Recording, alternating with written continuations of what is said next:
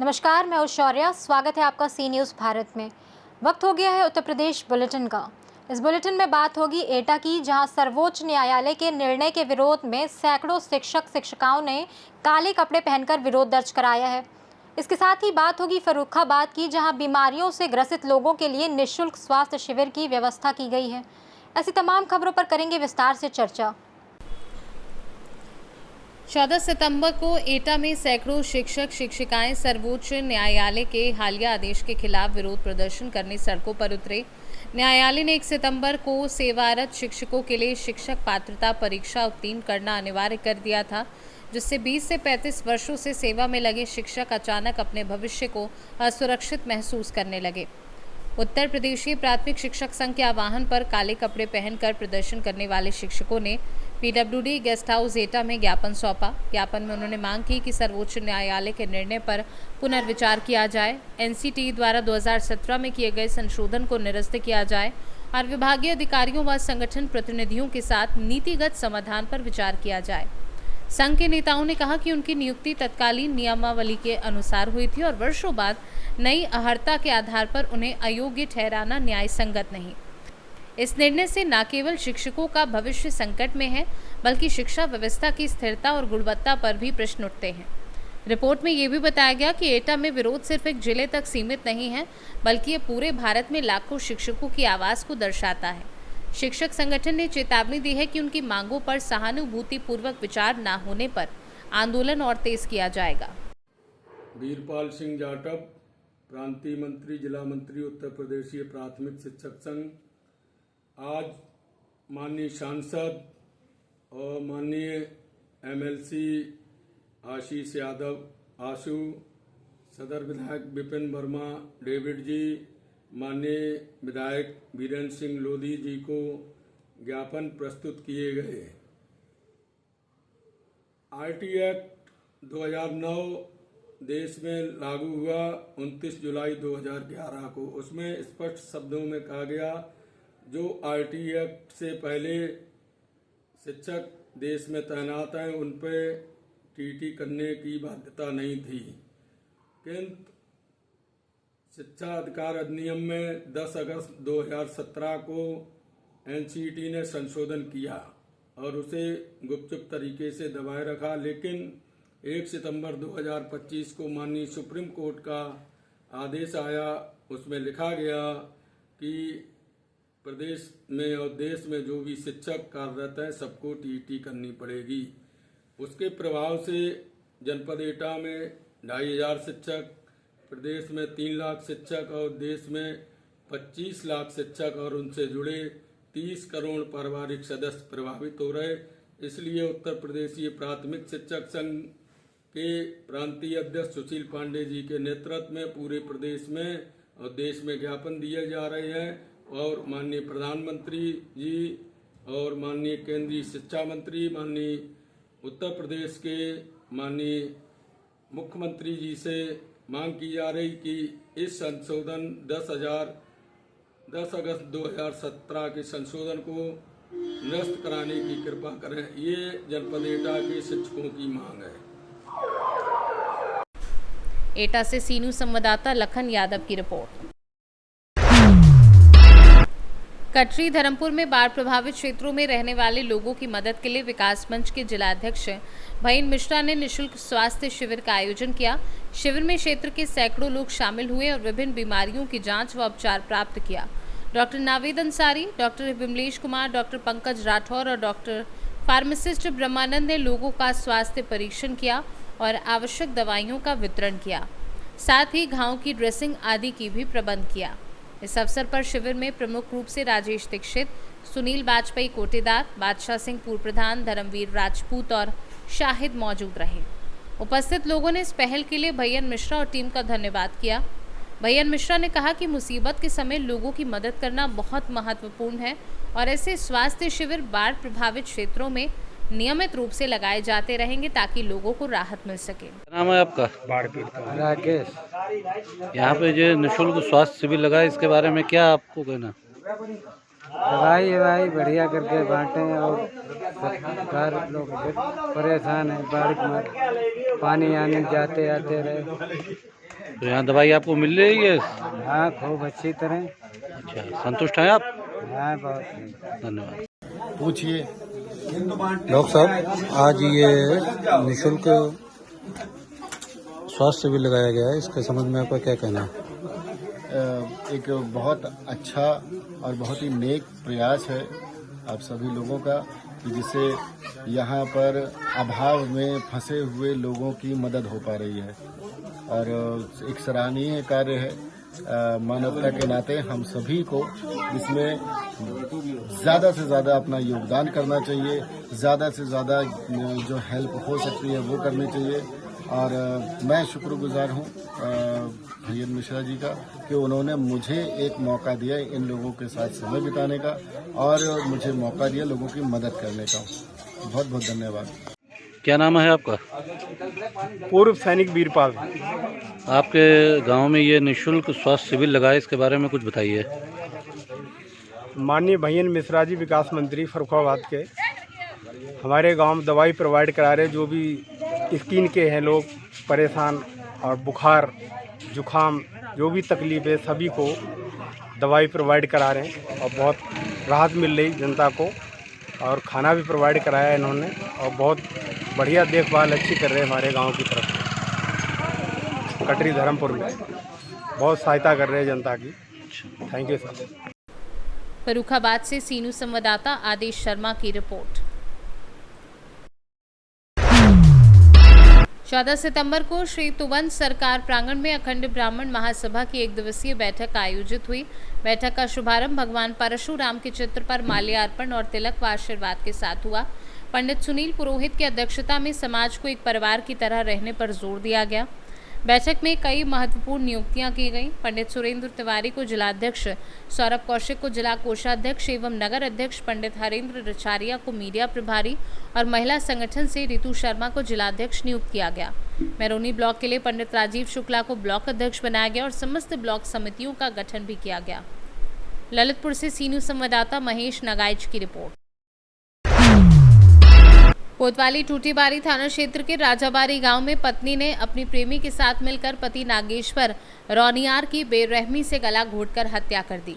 हत्या को सड़क हादसे का रूप देने के लिए शव को वारदात से 25 किलोमीटर दूर सड़क किनारे फेंका गया। पुलिस ने मामले की गहन जांच कर प्रेमी जितेंद्र और पत्नी नेहा रौनियार को गिरफ्तार कर जेल भेज दिया। पुलिस के अनुसार नेहा और जितेंद्र के बीच अवैध प्रेम संबंध था और नागेश्वर इस संबंध में बाधा बन रहा था। दोनों ने साजिश रचकर उसे शराब पिलाकर नशे की हालत में हाथ पैर बांधकर हत्या की। घटना की सूचना मिलने के बाद शव को पोस्टमार्टम के लिए भेजा गया और जांच में अपराध का पर्दाफाश हुआ। घटना तुम लोगों ने क्या क्या क्या योजना बनाया था? उस दिन हम उनको बुलाया फोन करके, वो आए शराब पिया चल के उनको सुला दिए और उनके पैर बांध दिए। सफेद रंग को नहीं था और उसे बांध दिया। उसके बाद उसको गला घोट के मार दिया गया। कौन गला घोटा? गला ये दबो। और तुम क्या की थी? पैर बांधे थे। तुमको अब शर्मिंदा नहीं हो रही है कि अपने पति की हत्या करके जेल जा रही हो? शर्मिंदा से मैं बहुत परेशान हूँ, लेकिन हमारा वो गलत धंधा कर रहा था हमारे साथ जबरदस्ती। क्या नाम आपका है, क्या मामला, क्या पूरा घटना आपके लड़के के साथ हुआ था? हमारा नाम केशव राज है, घर राजाबारी है। हमारे लड़के को मार कर फेंका गया था हत्या करके। टूटीबारी थाने से पुलिस हमको अवगत कराई। उसके हम गए वहाँ तो चिन्हित किए कि हमारा ही लड़का है और उसको हत्या कर करके फेंक दिया गया है, गला घोट करके फेंक दिया गया है। कहाँ पे घटना हुआ था और लड़का आपका कहाँ गया था? अब वो हमसे तो नहीं कह गया था कि कहाँ जा रहे हैं, बाकी महाराजगंज गया था। उसके क्वार्टर पर बुलाए थे सभी लोग। अब बुला कर के उसको दारू पिलाए, गोश्त खिलाए और वो सो जाने के बाद में बिस्तर पर उसका गोड़ हाथ बांध करके उसकी हत्या कर दी है। हत्या करने के बाद में ले आकर की लाश यहाँ धमकी फेंक दिया गया था रोड पर। आपको कब सूचना मिली, कितने बजे सूचना मिली, उसके बाद आपने क्या 3 बजे हमको सूचना मिली। ठूठीबारी के दीवान जी हमको गए थे बुलाने के लिए, तो उसके बाद में हम साथ में आए और वहाँ देखे तो चिन्हित किए तो हमारा ही लड़का था और गला घोट करके उसको मार दिया गया। अब आप क्या चाहते हैं? अरे भाई कुछ कार्रवाई हो हमारी। हम महाराजगंज से सी न्यूज़ संवाददाता अंगद शर्मा की रिपोर्ट। मुरादाबाद में बकरियों के लिए चारा लेने जा रहे 2 चचेरे और तहेरे भाइयों को अज्ञात वाहन ने रौंद दिया। पुलिस ने दोनों घायल भाइयों को सीएचसी लेकर पहुंची, जहां डॉक्टरों ने उन्हें मृत घोषित कर दिया। टक्कर मारकर वाहन सहित चालक मौके से फरार हो गया। मृतक दोनों चचेरे व तहेरे भाइयों की पहचान 14 वर्षीय अनस और 16 वर्षीय हुसैन के रूप में हुई। दोनों भाइयों की हुई दर्दनाक मौत से परिवार में कोहराम मचा हुआ है। पुलिस ने दोनों भाइयों के शवों को कब्जे में लेकर पोस्टमार्टम के लिए भेज दिया है। ये घटना थाना कुंदरकी क्षेत्र के गांव मौसमपुर के पास हाईवे की बताई जा रही है। आपका रिफाका जी कहाँ रहते हो? जलालपुर खास। अच्छा, 2 बच्चों की मौत हुई है, आपका कौन था बच्चा? बच्चा एक तो मेरा लड़का था। क्या नाम है उसका? अनस। और दूसरा हुसैन मेरा भतीजा था। अच्छा, तो इनका एक्सीडेंट कहाँ हुआ? ये सर मौसमपुर के स्कूल के बीच में हुआ, जलालपुर और मौसमपुर के बीच में। अच्छा, क्या पता चला काहे से एक्सीडेंट हुआ? ये सर मुझे ऐसा लगा, बाद में आया पिकअप से एक्सीडेंट हुआ इनका जी। और सर मैं टिर्री चला रहा था, टिर्री लेकर कुंडरकी से पहुँचा। अच्छा, दोनों बच्चों की मौत हो गई है? हाँ, दोनों बच्चों की डेथ हो गई सर। जी प्रधान जी, आज जलालपुर के 2 बच्चों की मौत हुई है, क्या पूरा मामला है और कैसे उनकी मौत हुई है? ये भट्टे से आगे रोड किनारे दोनों बच्चे खड़े थे, पैदल आ रहे थे। कौन से रोड पे? कुंदरकी जलालपुर रोड पर। ठीक है। मौसमपुर गांव के पास। जी जी। तभी अज्ञात वाहन आया और उन्हें टक्कर मार के चला गया। अच्छा, दोनों एक का अनस और एक का हुसैन, 2 बच्चे थे। ये दोनों एक ही परिवार के बच्चे? एक ही परिवार के हैं, एक ही जाति के हैं दोनों। तेरे चचेरे भाई हैं। दोनों की मौके पर ही मौत हो गई? दोनों को कुंदरकी सीएचसी में मौजूद हैं, जिन्हें जो है मृत घोषित कर दिया है। अभी पोस्टमार्टम के लिए मड़वा लिया जा रहा है। मुरादाबाद से सी न्यूज़ संवाददाता राजकुमार कश्यप की रिपोर्ट। महासमिति अध्यक्ष पद के पहले चुनाव में शिशिर कुमार गुप्ता ने नगर पंचायत अध्यक्ष और निवर्तमान अध्यक्ष संजय जायसवाल को 10 मतों से पराजित कर जीत हासिल की। नगर की विभिन्न पूजा समितियों के कुल 118 प्रतिनिधियों में से 116 ने मतदान किया। शिशिर कुमार को 63 मत मिले, जबकि संजय जायसवाल 53 मतों पर संतोष करना पड़ा। परिणाम की घोषणा मुख्य न्यासी दिनेश चंद सिन्हा ने की। चुनाव पर्यवेक्षक के रूप में नायब तहसीलदार संतोष कुमार यादव और भारी पुलिस बल की मौजूदगी में ये चुनाव संपन्न हुआ। आपको लोगों ने 63 मतों से चुनाव को जिताया है, क्या कहना चाहते हैं? जिनने मतदाता है उन्हें क्या कहना चाहते हैं? जो समिति है, जितने लोग लगे रहे, उन्हें आप क्या कहना चाहते हैं? सबसे पहले आप लोग को बहुत बहुत धन्यवाद, हमारे पत्रकार साथियों, और महासमिति न्याय ट्रस्ट को भी बहुत बहुत धन्यवाद कि पूरे पारदर्शिता के साथ निष्पक्ष चुनाव कराया गया और बहुत ही अच्छी व्यवस्था के साथ कराया गया। इसके साथ साथ मैं अपने मछली शहर के तमाम गणपति कमेटी, माँ दुर्गा पूजा समिति, चौकी समिति, सजावट समिति, उन सभी समितियों का दिल से आभार व्यक्त करता हूं। जिन्होंने हमको मत दिया उनका भी बहुत बहुत आभार है, और जिन्होंने हमको मत नहीं दिया उनका भी बहुत बहुत आभार है। इसके साथ मैं अपने पूरी टीम को बहुत बहुत बधाई देता हूं कि जिन्होंने अपना तन मन के साथ मेरे साथ लगे रहे, मुझे जिताया। मैं महासमिति न्याय ट्रस्ट को ये विश्वास दिलाता हूं, इस साल का दिव्य भरत मिलाप का ऐतिहासिक मेला, दिव्य मेले को भव्य रूप में देने का प्रयास पूरा किया जाएगा। किसी भी प्रकार की कोई शिकायत की कमी का मौका नहीं देने का प्रयास किया जाएगा। सर, कैसा रहा मतदान और जो विजयी हुए उनके बारे में क्या कहना चाहें? मतदान के बारे में क्या? सबसे पहले तो जो विजयी प्रत्याशी शिरीष कुमार गुप्ता जी हैं, उनको हम लोग ढेर सारी बधाई देते हैं। और इस महासमिति न्यास के जो संरक्षक रहे, जिन्होंने महासमिति की शुरुआत की, ऐसे दिनेश चंद सिन्हा जी, जिन्होंने इस बायलाज को बना के इस विवाद को हमेशा के लिए समाप्त कराया, और आज निष्पक्ष चुनाव कराकर यह साबित कर दिया कि अगर महासमिति ये चाहेगी तो कोई भी काम असंभव नहीं है। उसी का परिणाम है कि आज शिरीष कुमार उमर वैश्य जी विजयी घोषित हुए हैं। सेकंड नंबर रनर पर रहे संजय कुमार जायसवाल जी 53 वोट पाए हैं और शिरीष कुमार गुप्ता जी 63 वोट पाकर विजयी हुए।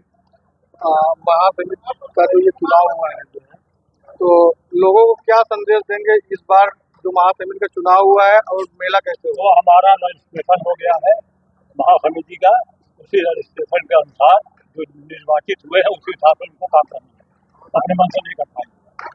उनका कार्यकाल 2 वर्ष का हो, 2 साल नए लोगों को मौका मिलेगा चुनाव और मेला अच्छा किया। जौनपुर से सी न्यूज संवाददाता राधा रमन अग्रहरी की रिपोर्ट। नेपाल में भारतीय पत्रकारों के साथ दुर्व्यवहार के विरोध में प्रेस क्लब ऑफ महाराजगंज के अध्यक्ष अमित त्रिपाठी के नेतृत्व में दर्जनों पत्रकारों ने रूपदेही प्रेस क्लब के माध्यम से नेपाली प्रधानमंत्री सुशीला कार्की को ज्ञापन भेजकर दोषियों के खिलाफ कड़ी कार्यवाही की मांग की। भारत नेपाल के पत्रकारों ने इमिग्रेशन कार्यालय में बैठक कर भविष्य में ऐसी घटनाओं पर रोक लगाने और आपसी सहयोग से मीडिया कवरेज सुनिश्चित करने की रणनीति बनाई। Lumbini press club press club को दिया गया है प्रधानमंत्री के संबंधित ज्ञापन, क्या कहेंगे इसके बारे में? धन्यवाद पत्रकार साथी लोगों। जो आप भारतीय पत्रकार जो महाराजगंज प्रेस क्लब और नौतुना प्रेस क्लब के दोनों संयुक्त में नेपाल में आके पत्रकार के हक अधिकार के लिए जो आपने ये ज्ञापन पत्र प्रधानमंत्री को दे दिए, इसके लिए हम आप प्रति आभार व्यक्त करता हूँ। नेपाल के जो जीएनजी आंदोलन में नेपाल का और भारत का दोनों देश का कोई पत्रकार को काठमांडू में दुर्व्यवहार हुआ है, उसका कोई उस प्रति आक्रमण भी हुआ है, इस प्रति हम लुम्बिनी प्रेस क्लब से भी उसमें दुख व्यक्त करता हूँ।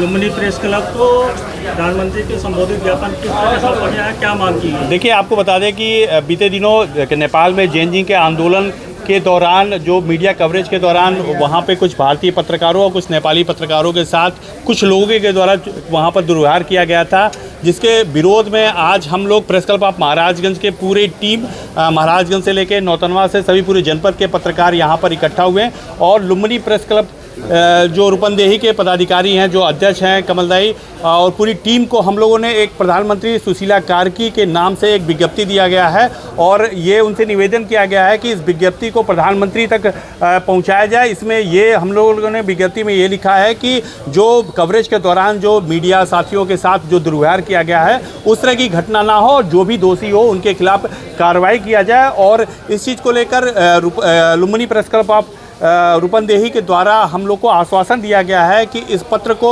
वो प्रधानमंत्री तक पहुंचाएंगे। महाराजगंज से सी न्यूज संवाददाता अंगद शर्मा के साथ शरवण यादव की रिपोर्ट। सोनभद्र में बाउली में नहाने गए 12 वर्षीय बच्चे की डूबने से मौत हो गई। सूचना पर पहुंचे परिजनों द्वारा बच्चे को बाउली से बाहर निकाला गया। बच्चे की मौत के बाद परिजनों का रो रो कर बुरा हाल है। घटना की जानकारी ग्रामीणों द्वारा जुगैल पुलिस को मिली है। जुगैल थाना क्षेत्र के अंतर्गत ग्राम पंचायत जुगैल टोला की घटना बताई जा रही है। सोनभद्र से सी न्यूज संवाददाता कुमधर चौधरी की रिपोर्ट। यूपी के सोनभद्र जिले में खनन क्षेत्रों में हादसे रुकने का नाम नहीं ले रहे हैं। 2 अलग-अलग खनन इलाकों में पत्थर खदान में कल देर शाम हुए हादसों में एक मजदूर की मौत हो गई, जबकि 3 मजदूरों के गंभीर रूप से घायल होने की खबर सामने आ रही है। मीडिया में खबर चलने के बाद जांच के लिए पहुंची डीजीएमसी वाराणसी टीम के साथ जिले के खनिज विभाग, ओबरा एसडीएम, ओबरा सीओ व स्थानीय प्रशासन की टीम। वहीं जांच टीम के द्वारा पत्थर खत्म क्षेत्र का बारीकी से जांच की गई। इस दौरान जांच टीम लगातार मीडिया से बचती रही और किसी भी सवालों का कोई जवाब नहीं दिया। वहीं इस हादसे के बाद खदान संचालकों के द्वारा मामले को दबाने का प्रयास किया गया है। साथ ही साथ बता दें कि आज स्थानीय ग्रामीणों के द्वारा खनन क्षेत्र में कार्य बाधित करते हुए प्रशासन के खिलाफ जमकर नारेबाजी करते हुए इंसाफ की मांग की है। क्या नाम है आपका? मेरा नाम आकाश जायसवाल है, छात्र नेता। आज आपने बिलिया खनन में एक साइड का शिकायत किया था, जिसके स्वरूप डीजीएमएस टीम आई थी। क्या जांच हुई या क्या जानकारी मिली? यहाँ मौके पर डीजीएमएस की टीम ने आकर के जांच की और उन्होंने जांच करते हुए कहा कि जांच रिपोर्ट हम प्रेषित करेंगे ऊपर में, और यह खदान चलने योग्य बिल्कुल भी नहीं है। यहाँ पर खनन में आए दिन मजदूरों की मृत्यु हो जाती है।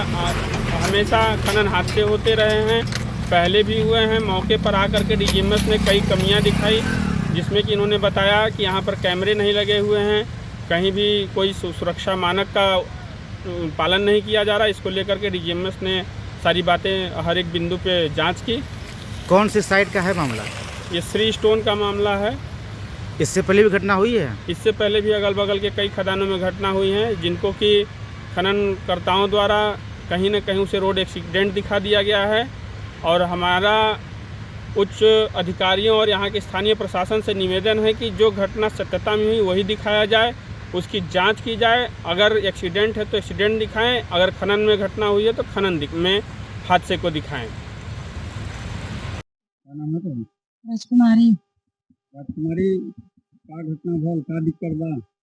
सर घटना यही हुआ कि कल ही का हमारे गाँव में होल उड़ल है।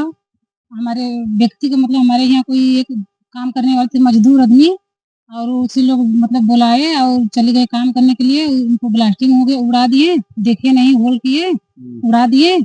और प्रशासन के पास जाते हैं तो प्रशासन बोलते हैं कि हम लोग सुनवाई नहीं करेंगे, धमकी देते हैं, कट्टा वट्टा दिखाते हैं।